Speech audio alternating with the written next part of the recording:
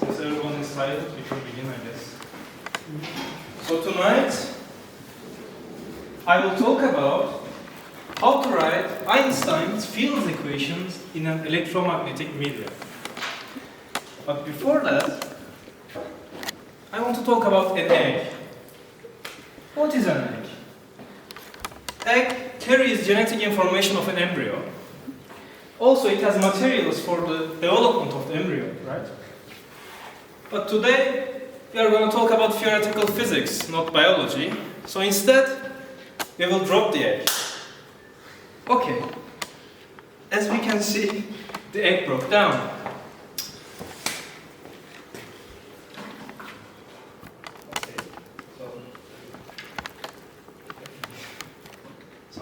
Difficulties. Why did it do that? How can we explain this? Well, we explain it using a concept called entropy. Entropy first arose in the field of thermodynamics, but then physicists realized that it can actually be understood much clearer using statistical mechanics, using that law. But then physicists also realized, Johnny von Neumann, that this relationship that arose in statistical mechanics also is present in quantum mechanics. And P here, in the case of statistical mechanics, is the number of microstates. In quantum mechanics, this is the density matrix.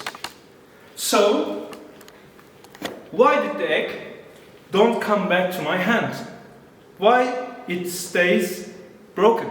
That's the question. Well, because the number of microstates when the egg was in my hand is much smaller than compared to its current state. But you see, within statistical mechanics or within quantum mechanics, there isn't any law saying that this has to be like this. You need to define something called microcanonical ensemble. Variables like thermodynamic variables like temperature. So these are artificial additions to your theory that you need to define in order to get out the law of second law of thermodynamics, where entropy always increases. But you see, and the reason I'm explaining you is this, you see, this exact expression also arises in communication engineering. We also define how a signal gets corrupted over a channel using this kind of equation. Again, in communication engineering too, unlike quantum mechanics, where its remaining constant is determined by unitary transformations, in communication engineering, this is due to energy being conserved. Parseval's relationship. So, think about this. I'm saying you that the most omnipresent thing that sending a signal over a channel and then it's getting corrupted isn't something fundamental. It's crazy. So just looking at communication engineering, you cannot just assume that. The equations don't tell you that.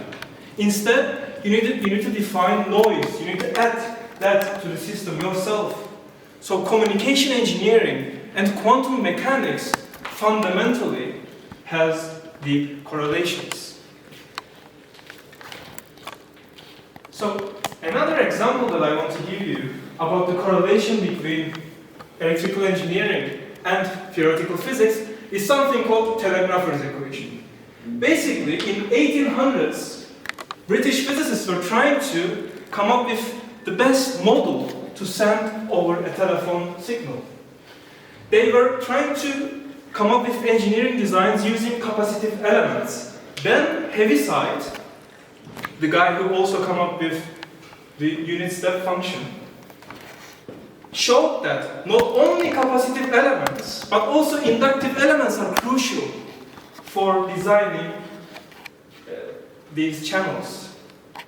And the interrelationship between the capacitive and inductive elements creates some sort of delay in your equations. And physicists, much later, who were trying to come up with injecting Einstein's special relativity to field equations, also saw that this kind of time delay was necessary for the causality in the equation. So this equation that is completely analogous to telegrapher's equation this equation, is from the field of fluid dynamics, relativistic fluid dynamics. So instead of L and C, instead of your capacitive and inductive elements, instead, the same effect is created by the heat flux and its interaction with the fluids. So again, electrical engineering and relativistic fluid dynamics has incredible interrelationships. And lastly, I want to just dip in an idea that I have developed over the last month. In theoretical physics, especially in string theory, there's a correlation called holography.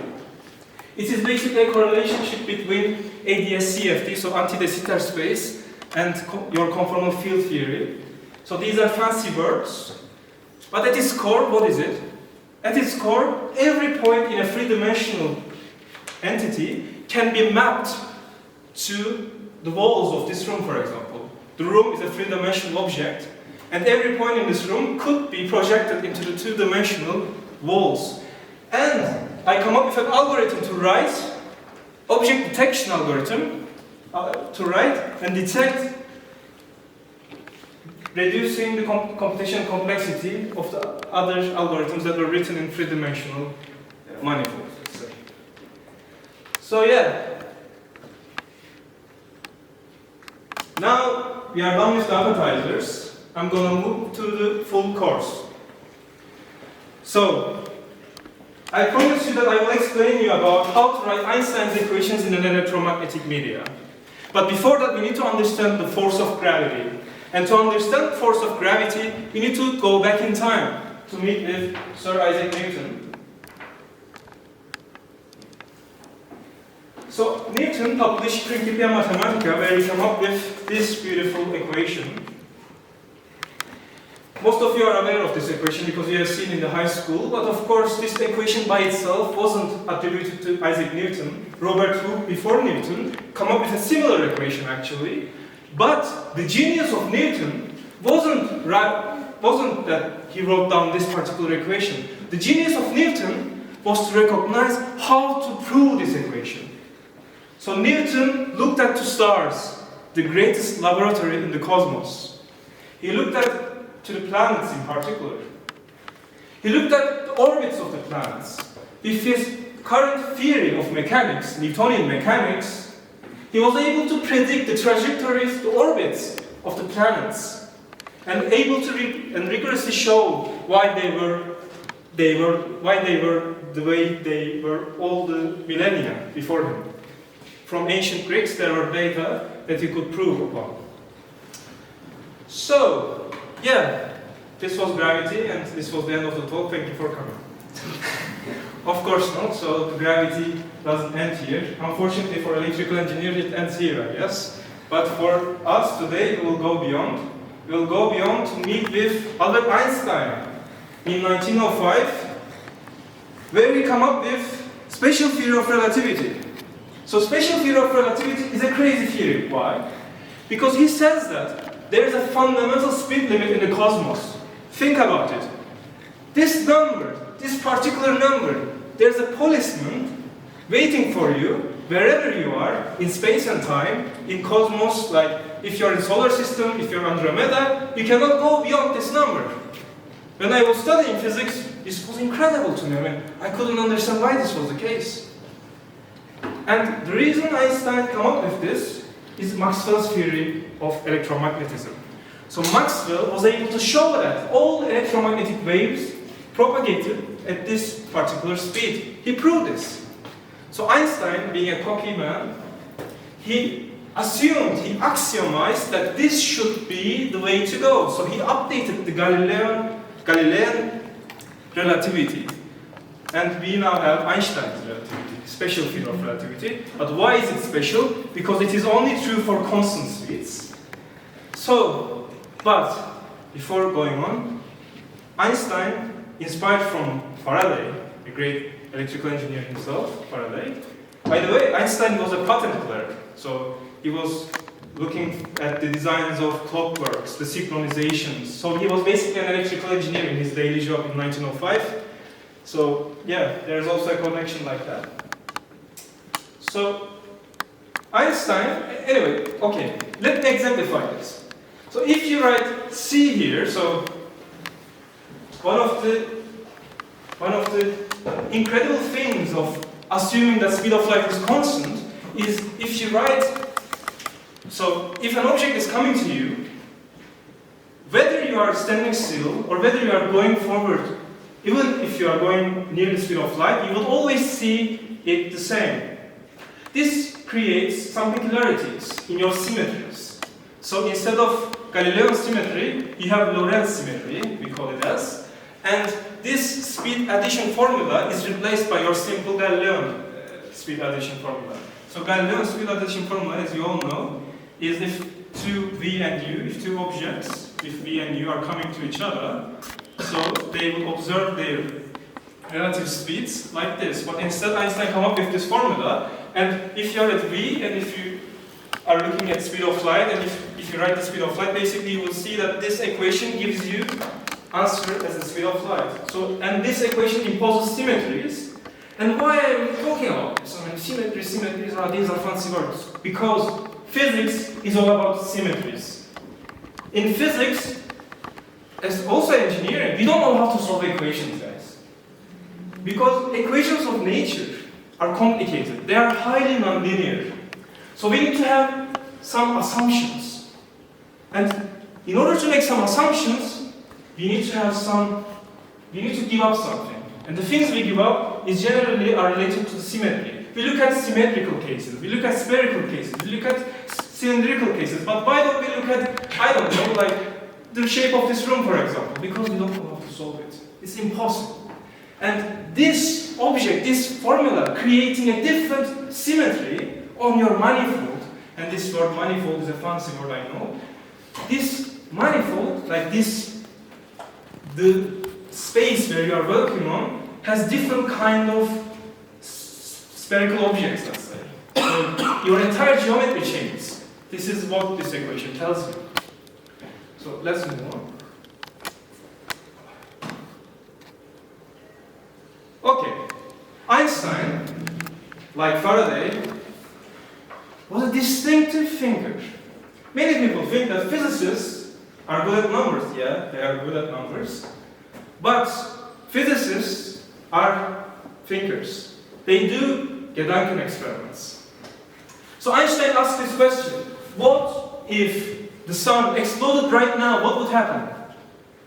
Well, according to Newton, the Earth would move instantaneously. It would feel the explosion of sun immediately. But if gravity was supposedly like Maxwell's theory, which Einstein believed at that point, because he also had special theory of relativity, he thought that he should update Newtonian gravity to include this kind of symmetry that I was talking about.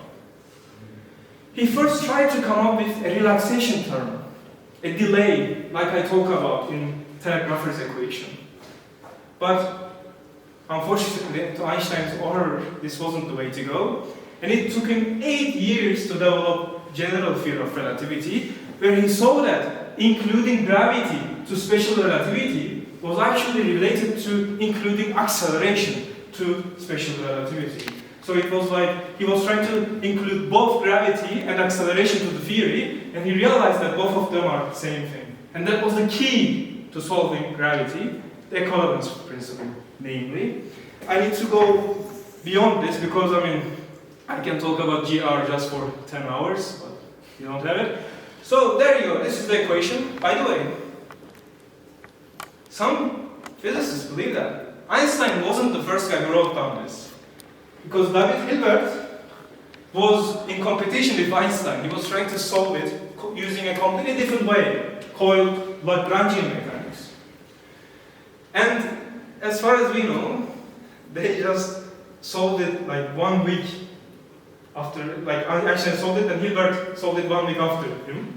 Well, but Einstein deserves all the credit. Without him, it wouldn't be, no one was working on it. When Einstein got so far on it, Hilbert saw that there was something in it, then he just started working on it. So, yeah, this is the equation. This is the theory of gravity. I mean, if I was an electrical engineer, like I am kind of, but I would look at them, what are these symbols? These are crazy, right? Well, these symbols are something called tensors. So what are tensors? Tensors are generalizations of vectors. So think of like, you have, what is a vector? Vector is like a line in a two-dimensional object, but it can also be three-dimensional, n-dimensional entity. So a vector is something like this, right? In your picture. To cut short, basically, so tensors are buckets where you add up all these. Okay, I see. So tensors are objects where you put these vectors in your bucket, where you can store multiple vectors at the same time. So this equation, even though it seems like it is a single equation, contains 10 different independent coupled equations. So solving gravity is hard. Solving an exact solution to this guy is nearly impossible. And like one of my old mentors used to tell me that discovering an exact solution of gravity is as hard as discovering a new particle. So, okay. And so, I mean, now you're looking at it, okay, these indices basically mean buckets that store multiple vectors, okay. But what is these symbols mean? Okay, so what this equation is, this side is about geometry. And this side is about what your geometry includes. It could be electromagnetic waves, it could be masses. So this equation is telling you that geometry of space and time, written down by Riemann, Gauss, in Göttingen, is equivalent to the atoms in this beautiful biscuit, right? Nice. So, geometry affects how your mass, your biscuit moves. And your biscuit is then telling your geometry how to curve. It's crazy. Why it should be like this? I mean, think of it. How can something geometric be equivalent to something like mass? It's crazy. And there's like a huge question mark here actually.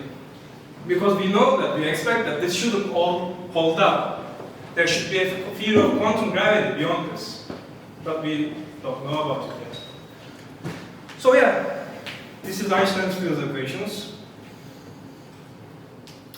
So I told you about exact solutions. Here you go. Here's an exact solution for you. Discovered by Schwarzschild. This is an exact solution for black hole. This is a Schwarzschild geometry. So basically, I don't really want to delve into it, but there are two singularities in this. The one is at 2gm, r equals to 2gm. Basically, this guy blows up. What this means? This actually is not a real singularity. Because using a coordinate transformation, you can bypass this. And this is called event horizon of a black hole. But before that, I think I brought something. We will say that, what is this ES squared? Well, the basic objects in Newtonian gravity are point particles. But the basic objects in Einstein's theory of relativity are your rulers. So, what is a ruler? By ruler, what I mean, what is a metric? So, if you have a square, or a different, let's say, rectangle, different changes, dA, dV, let's say, so with different functions. So basically, this ds squared measures how far, like, the distance between the vertices of this rectangle, right? And this is calculated like that. So basically, your basic objects in general relativity, your point particles are your rulers. So this is what ds squared is. And this is also why physicists are obsessed with black holes, because you see, we physicists are simple beings. We understand the universe using simple models. A point particle is a simple model. Everything we do, we basically build out of point particles. But in general relativity, there aren't any point particles. The closest thing you have to a point particle in Einstein's general theory of relativity is a black hole. And you see, when you have a point particle, you can't. It goes into infinity.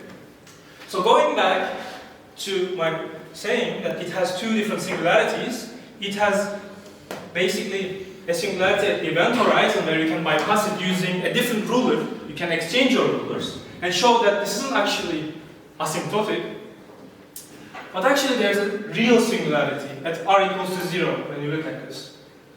And you can't get rid of that singularity. And it is called naked singularity for that reason. So yeah, now that you know a little bit about general relativity,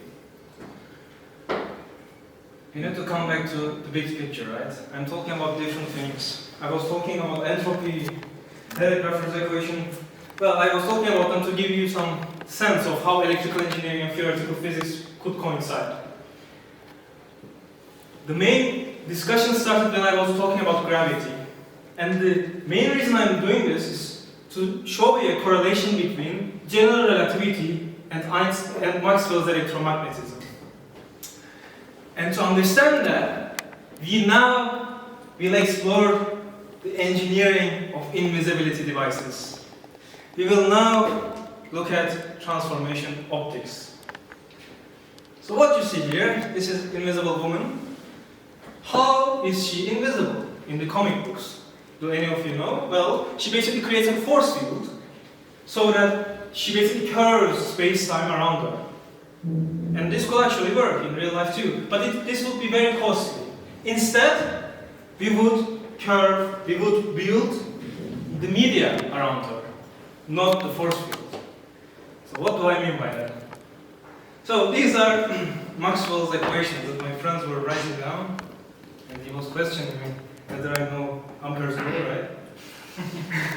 So, in electrical engineering department, we see these equations and we say, They told us that these are linearly dependent equations, right? But why they are linearly dependent in electrical engineering department? Why? Because mu and epsilons, your electric and magnetic permittivities, are taken to be isotropic. But you see, the trick behind invisibility, as in the case of Invisible Woman, is to somehow bend the media around her so that we could capture the bending of light. So, yeah, I will delve into my statement right now. So, we have the Maxwell's equations, as you see. These are nice equations. So, these are your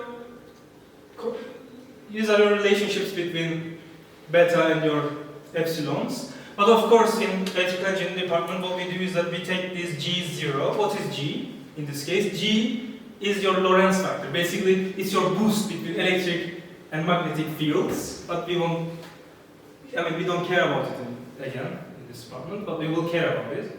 I will explain you exactly what they are. But now I want to take your attention to this. This is the whole premise of the work that I'm going to discuss. Basically, what transformation optics tells you is this.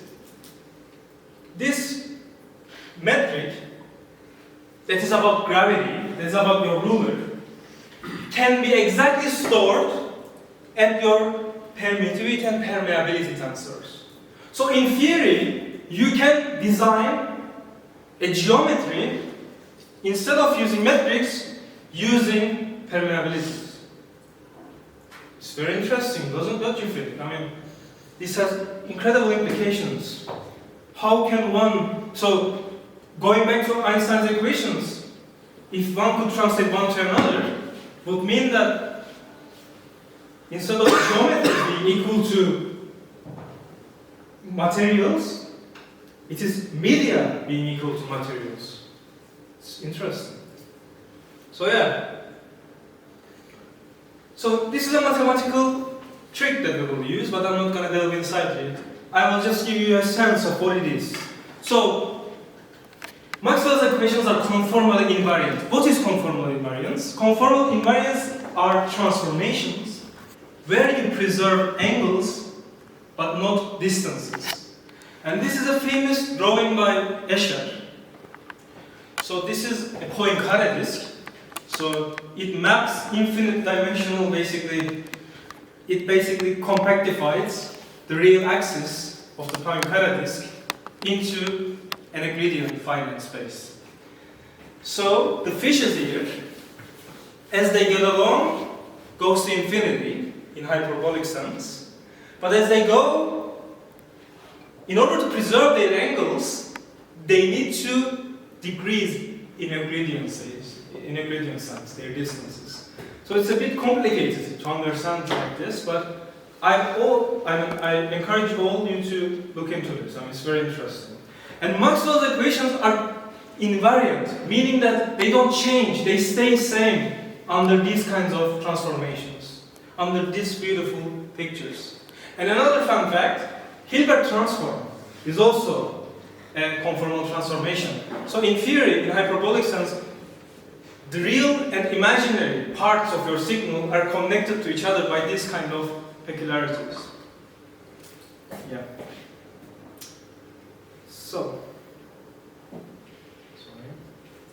So let's return to invisibility, right? I told you that using that relationship, we can come up with a medium that could store information about geometry. So in theory, what we can do is this. A coordinate transformation in GR takes a curved spacetime to non-curved Euclidean spacetime. So, instead of working with geometries, I will store that information about curvature to a media. So, instead of going from curvature, we will go from media alone. So, in principle, I could design a material by designing its constitutive parameters, electric and magnetic permittivity, as if this point is extended to a finite radius ball. And in principle, looking outside, you would see a finite ball. But effectively, the light ray going through this geometry would see this region. So in principle, this point-like particle, for an observer's point of view, is extended. So you could put objects inside it, so that it will be invisible, in my point of view. So again, these are probably hard things to grasp when you see them the first time, as most of you don't know GR. But again, this also exists, for example, in our star, in sun. Sun bends light rays, right? So basically, it basically acts as if a lens. Light rays basically gets closer and closer when they go near the sun. And this is because sun's, gravitational pull. So again, these kind of peculiarities exist in GR, and this is one of the first experimental proofs of general relativity. So yeah, this was the idea behind invisibility devices. So, this device that I was talking about only make transformations, coordinate transformations in spatial sense, meaning that they don't talk about time, temporal transformations. And temporal transformations are stored in this G that I was telling you about, that engineers don't worry. Because in electrical engineering sense, we never worry about the coupling between temporal dimension and spatial dimension, right? Because that would imply special relativistic correlation. That would imply Lorentz invariance. I don't want to delve into this because I see that most of you are looking at me like you're lost. So I will skip this equation and go into my idea. So this is where I come into this story. So that relationship showed us how to store a given curvature, okay? A given geometry, a static geometry, of course, static